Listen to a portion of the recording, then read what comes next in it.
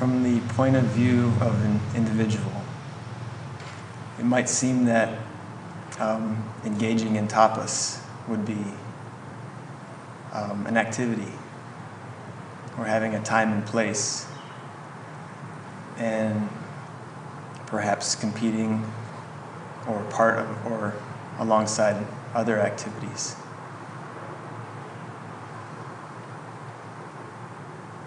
But in listening to the teaching, that doesn't seem to be the case.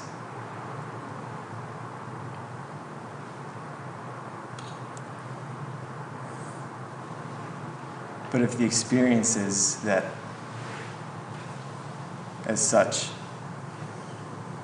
whether a deliberate effort or hitting myself, or coming to myself at certain times throughout the day on its own, can we at least say that's a valid starting point?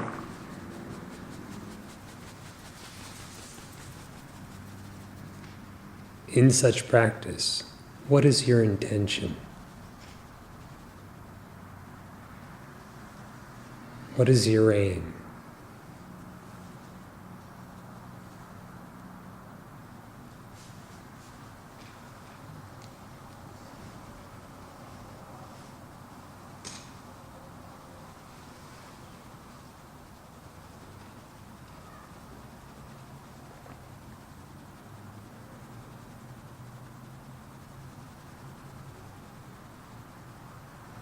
I guess the first thing that arises is to fully understand the teaching.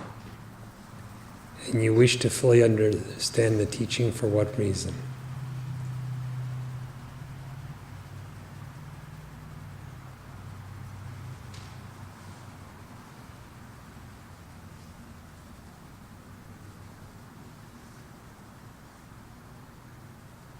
Almost as if it's an intuition that there's something very wonderful in the teaching. Then the aim is a good one, and it's a fine starting place.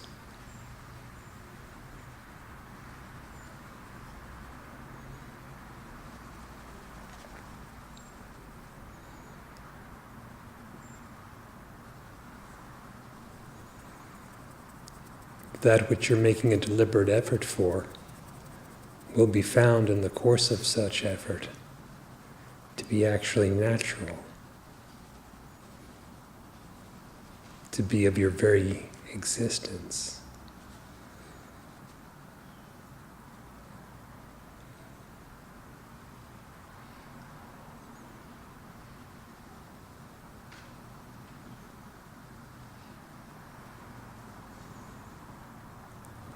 That for which you're setting aside certain times of the day for deliberate spiritual activity will be found in the course of such to be everlasting and continuous, because it's of the nature of your own true self.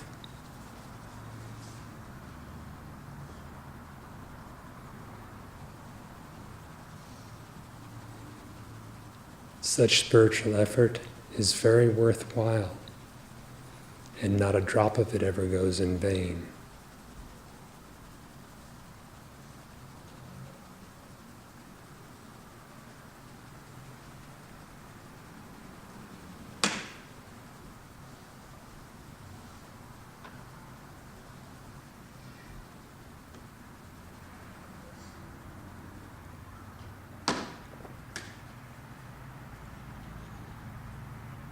Then I guess if there's a period of time where it doesn't seem like there's spiritual effort, that could be looked into.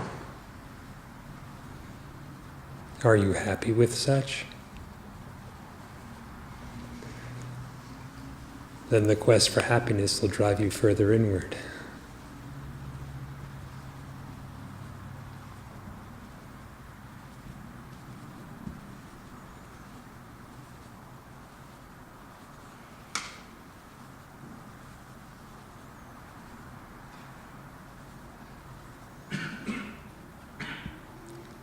The desire for happiness becomes the desire for liberation.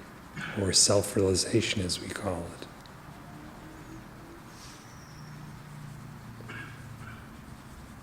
Such desire becoming intense,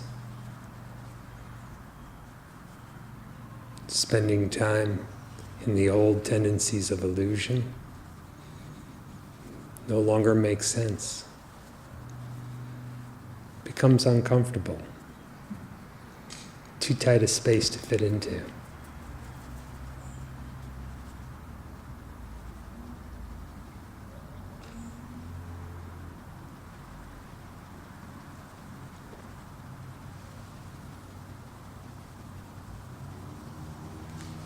Again, it is very worthwhile spiritual practice to discern when you are in ignorance and why.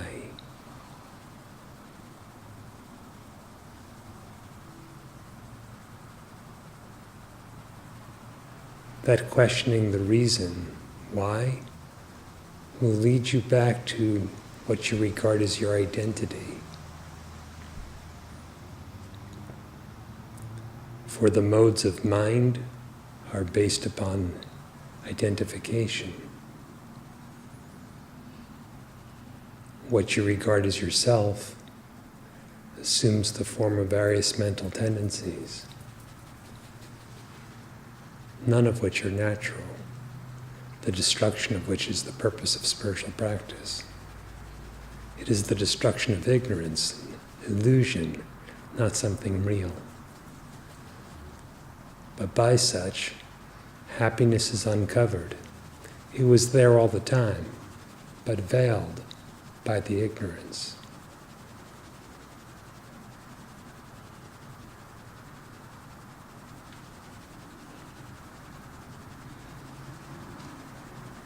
So as much as you can, discern keenly what in truth you are, as proclaimed by the teaching, and what you're taking yourself to be at any moment.